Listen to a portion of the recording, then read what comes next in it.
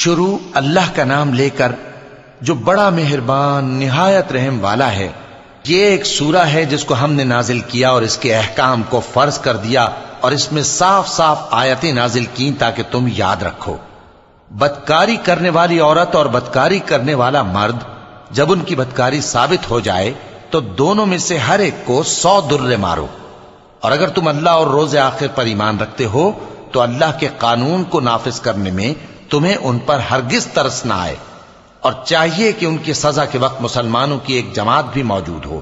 بدکار مرد تو بدکار یا مشرک عورت کے سوا کسی سے نکاح نہیں کرتا، اور بدکار عورت کو بھی بدکار یا مشرک مرد کے سوا اور کوئی نکاح میں نہیں لاتا، اور یہ یعنی بدکار عورت سے نکاح کرنا مومنوں پر حرام ہے۔ اور جو لوگ پرہیزگار عورتوں کو بدکاری کا عیب لگائیں اور اس پر 4 گواہ نہ لائیں تو ان کو 80 درے مارو، اور کبھی ان کی شہادت قبول نہ کرو، اور یہی بد کردار ہیں۔ ہاں، جو اس کے بعد توبہ کر لیں اور اپنی حالت سنوار لیں تو اللہ بھی بخشنے والا ہے، مہربان ہے۔ اور جو لوگ اپنی بیویوں پر بدکاری کی تہمت لگائیں اور خود ان کے سوا اور گواہ نہ ہوں تو ہر ایک کی شہادت یہ ہے کہ پہلے تو 4 بار اللہ کی قسم کھائے کہ بے شک وہ سچا ہے، اور 5ویں بار یہ کہے کہ اگر وہ جھوٹا ہو تو اس پر اللہ کی لعنت۔ اور عورت سے سزا کو یہ بات ٹال سکتی ہے کہ وہ پہلے 4 بار اللہ کی قسم کھائے کہ بے شک یہ جھوٹا ہے، اور 5ویں دفعہ یوں کہے کہ اگر یہ سچا ہو تو مجھ پر اللہ کا غضب نازل ہو۔ اور اگر تم پر اللہ کا فضل اور اس کی مہربانی نہ ہوتی تو بہت سی خرابیاں پیدا ہو جاتی۔ اور یہ کہ اللہ توبہ قبول کرنے والا ہے، حکیم ہے۔ جن لوگوں نے یہ بہتان باندھا ہے وہ تمہیں میں سے ایک جماعت ہے، اس کو اپنے حق میں برا نہ سمجھنا، بلکہ وہ تمہارے لیے اچھا ہے۔ ان میں سے جس شخص نے گناہ کا جتنا حصہ لیا اس کے لیے اتنا وبال ہے، اور جس نے ان میں سے اس بہتان کا بڑا بوجھ اٹھایا ہے اس کو بڑا عذاب ہوگا۔ جب تم نے وہ بات سنی تھی تو مومن مردوں اور عورتوں نے کیوں اپنے دلوں میں نیک گمان نہ کیا، اور کیوں نہ کہہ دیا کہ یہ کھلم کھلا بہتان ہے؟ یہ بہتان لگانے والے اپنی بات کی تصدیق کے لیے 4 گواہ کیوں نہ لائے؟ تو جب یہ گواہ نہیں لا سکے تو اللہ کے نزدیک یہی جھوٹے ہیں۔ اور اگر دنیا اور آخرت میں تم پر اللہ کا فضل اور اس کی رحمت نہ ہوتی تو جس شغل میں تم منہمک تھے اس کی وجہ سے تم پر بڑا سخت عذاب نازل ہوتا، جب تم اپنی زبانوں سے اس کا ایک دوسرے سے ذکر کرتے تھے اور اپنے منہ سے ایسی بات کہتے تھے جس کا تم کو کچھ بھی علم نہ تھا، اور تم اسے ایک ہلکی بات سمجھتے تھے، حالانکہ اللہ کے نزدیک وہ بڑی بھاری بات تھی۔ اور جب تم نے اسے سنا تھا تو کیوں نہ کہہ دیا کہ ہمیں شایع نہیں کہ ایسی بات زبان پر لائیں؟ پروردگار تو پاک ہے، یہ تو بہت بڑا بہتان ہے۔ اللہ تمہیں نصیحت کرتا ہے کہ اگر مومن ہو تو پھر کبھی ایسا کام نہ کرنا، اور اللہ تمہارے سمجھانے کے لیے اپنی آیتیں کھول کھول کر بیان فرماتا ہے، اور اللہ جاننے والا ہے، حکمت والا ہے۔ جو لوگ اس بات کو پسند کرتے ہیں کہ مومنوں میں بے حیائی یعنی تہمت بدکاری کی خبر پھیلے، ان کو دنیا اور آخرت میں دکھ دینے والا عذاب ہوگا، اور اللہ جانتا ہے اور تم نہیں جانتے۔ اور اگر تم پر اللہ کا فضل اور اس کی رحمت نہ ہوتی تو کیا کچھ نہ ہوتا، مگر وہ کریم ہے، اور یہ کہ اللہ نہایت مہربان ہے، رحیم ہے۔ مومنوں، شیطان کے قدموں پر نہ چلنا، اور جو شخص شیطان کے قدموں پر چلے گا تو شیطان تو بے حیائی کی باتیں اور برے کام ہی بتائے گا۔ اور اگر تم پر اللہ کا فضل اور اس کی مہربانی نہ ہوتی تو ایک شخص بھی تم میں پاک نہ ہو سکتا، مگر اللہ جس کو چاہتا ہے پاک کر دیتا ہے، اور اللہ سننے والا ہے، جاننے والا ہے۔ اور جو لوگ تم میں صاحب فضل اور صاحب مال ہیں وہ اس بات کی قسم نہ کھائیں کہ رشتہ داروں اور محتاجوں اور وطن چھوڑ جانے والوں کو کچھ نہیں دیں گے، اور ان کو چاہیے کہ معاف کر دیں اور درگزر کریں۔ کیا تم پسند نہیں کرتے کہ اللہ تم کو بخش دے؟ اور اللہ تو بخشنے والا ہے، مہربان ہے۔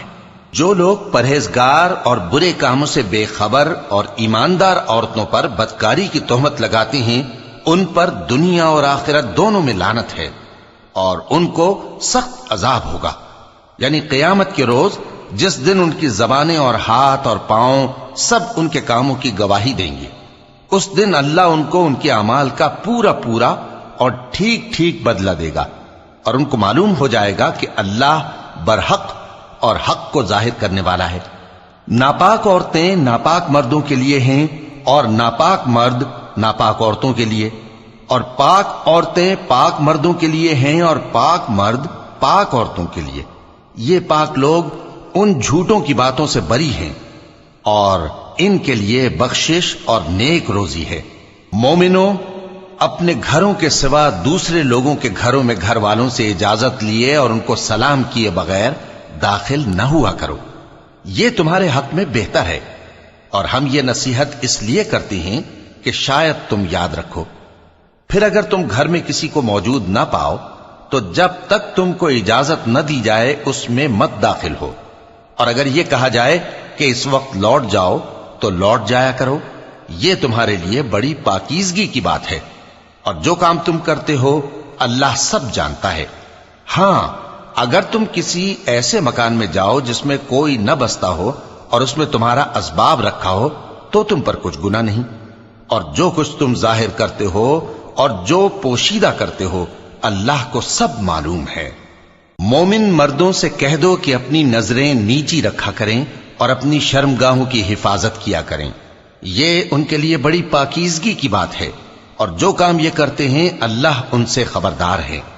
اور مومن عورتوں سے کہہ دو کہ وہ بھی اپنی نگاہیں نیچی رکھا کریں اور اپنی شرمگاہوں کی حفاظت کیا کریں، اور اپنی آرائش یعنی زیور کے مقامات کو ظاہر نہ ہونے دیا کریں مگر جو اس میں سے کھلا رہتا ہو، اور اپنے سینوں پر اوڑھنیاں اوڑھے رہا کریں، اور اپنے خاوند اور باپ اور خسر اور بیٹوں اور خاوند کے بیٹوں اور بھائیوں اور بھتیجوں اور بھانجوں اور اپنی جیسی مومن عورتوں اور لونڈی غلاموں کے سوا نیز ان خدام کے جو عورتوں کی خواہش نہ رکھیں، یا ایسے لڑکوں کے جو عورتوں کے پردے کی چیزوں سے واقف نہ ہوں۔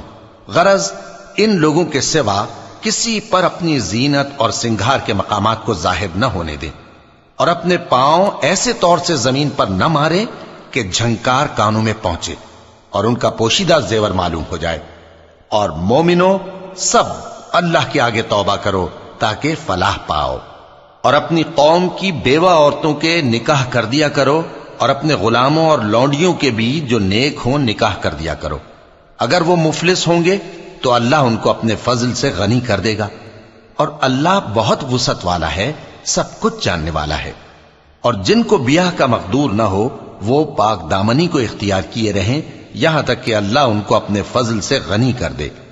اور جو غلام تم سے مکاتبت یعنی مال دے کر پروانہ آزادی کی تحریر چاہیں، اگر تم ان میں صلاحیت اور نیکی پاؤ تو ان سے مکاتبت کر لو، اور اللہ نے جو مال تم کو بخشا ہے اس میں سے ان کو بھی دو۔ اور اپنی باندیوں کو اگر وہ پاک دامن رہنا چاہیں تو دنیاوی زندگی کے فوائد حاصل کرنے کے لیے بدکاری پر مجبور نہ کرنا، اور جو ان کو مجبور کرے گا تو ان بیچاریوں کے مجبور کیے جانے کے بعد اللہ بخشنے والا ہے، مہربان ہے۔ اور ہم نے تمہاری طرف روشن آیتیں نازل کی ہیں، اور جو لوگ تم سے پہلے گزر چکے ہیں ان کی خبریں اور پرہیزگاروں کے لیے نصیحت۔ اللہ آسمانوں اور زمین کا نور ہے، اس کے نور کی مثال ایسی ہے کہ گویا ایک طاق ہے جس میں ایک چراغ ہے، اور چراغ ایک قندیل میں ہے، اور قندیل ایسی صاف شفاف ہے کہ گویا موتی کا سا چمکتا ہوا تارا ہے۔ اس میں ایک مبارک درخت کا تیل جلایا جاتا ہے یعنی زیتون کا، کہ نہ مشرق کی طرف ہے نہ مغرب کی طرف۔ ایسا معلوم ہوتا ہے کہ اس کا تیل خواہ آگ اسے نہ بھی چھوئے جلنے کو تیار ہے، بڑی روشنی پر روشنی ہو رہی ہے۔ اللہ اپنے نور سے جس کو چاہتا ہے سیدھی راہ دکھاتا ہے، اور اللہ جو مثالیں بیان فرماتا ہے تو لوگوں کے سمجھانے کے لیے، اور اللہ ہر چیز سے واقف ہے۔ وہ قندیل ان گھروں میں ہے جن کے بارے میں اللہ نے ارشاد فرمایا ہے کہ بلند کیے جائیں اور وہاں اللہ کے نام کا ذکر کیا جائے، اور ان میں صبح و شام اس کی تسبیح کرتے ہیں۔ ایسے لوگ جن کو اللہ کے ذکر اور نماز پڑھنے اور زکوٰۃ دینے سے نہ سوداگری غافل کرتی ہے نہ خرید و فروخت، وہ اس دن سے جب دل خوف اور گھبراہٹ کے سبب الٹ جائیں گے اور آنکھیں اوپر چڑھ جائیں گی ڈرتے ہیں۔ تاکہ اللہ ان کو ان کے اعمال کا بہت اچھا بدلہ دے اور اپنے فضل سے زیادہ بھی عطا فرمائے. اور اللہ جس کو چاہتا ہے بے حساب رزق دیتا ہے. اور جن لوگوں نے کفر کیا ان کے اعمال کی مثال ایسی ہے جیسے میدان میں ریت کہ پیاسا اسے پانی سمجھے، یہاں تک کہ جب اس کے پاس آئے تو اسے کچھ بھی نہ پائے اور اللہ ہی کو اپنے پاس دیکھے تو وہ اسے اس کا حساب پورا پورا چکا دے، اور اللہ جلد حساب کرنے والا ہے. یا ان کے اعمال کی مثال ایسی ہے جیسے گہرے سمندر میں اندھیرے جس پر لہر چڑھی چلی آتی ہو اور اس کے اوپر اور لہر آ رہی ہو اور اس کے اوپر بادل ہو، غرض اندھیرے ہی اندھیرے ہوں، ایک پر ایک چھایا ہوا، جب اپنا ہاتھ نکالے تو کچھ نہ دیکھ سکے. اور جس کو اللہ روشنی نہ دے اس کو کہیں بھی روشنی نہیں مل سکتی. کیا تم نے نہیں دیکھا کہ جو لوگ آسمانوں اور زمین میں ہیں اللہ کی تسبیح کرتے رہتے ہیں، اور پر پھیلائے ہوئے پرندے بھی، اور سب اپنی نماز اور تسبیح کے طریقے سے واقف ہیں، اور جو کچھ وہ کرتے ہیں سب اللہ کو معلوم ہے. اور آسمان اور زمین کی بادشاہی اللہ ہی کے لیے ہے اور اللہ ہی کی طرف لوٹ کر جانا ہے. کیا تم نے نہیں دیکھا کہ اللہ ہی بادلوں کو چلاتا ہے، پھر ان کو آپس میں ملا دیتا ہے، پھر ان کو تہ بتہ کر دیتا ہے، پھر تم دیکھتے ہو کہ بادل سے مے نکل کر برس رہا ہے، اور آسمان میں جو اولوں کے پہاڑ ہیں ان سے اولے نازل کرتا ہے، تو جس پر چاہتا ہے اس کو برسا دیتا ہے اور جس سے چاہتا ہے ہٹا رکھتا ہے. اور بادل میں جو بجلی ہوتی ہے اس کی چمک آنکھوں کو خیرہ کر کے بینائی کو اچکے لیے جاتی ہے. اللہ ہی رات اور دن کو بدلتا رہتا ہے. اہل بصارت کے لیے اس میں بڑی عبرت ہے. اور اللہ ہی نے ہر چلنے پھرنے والے جاندار کو پانی سے پیدا کیا، تو ان میں سے بعض ایسے ہیں کہ پیٹ کے بل چلتے ہیں، اور بعض ایسے ہیں جو 2 پاؤں پر چلتے ہیں، اور بعض ایسے ہیں جو 4 پاؤں پر چلتے ہیں.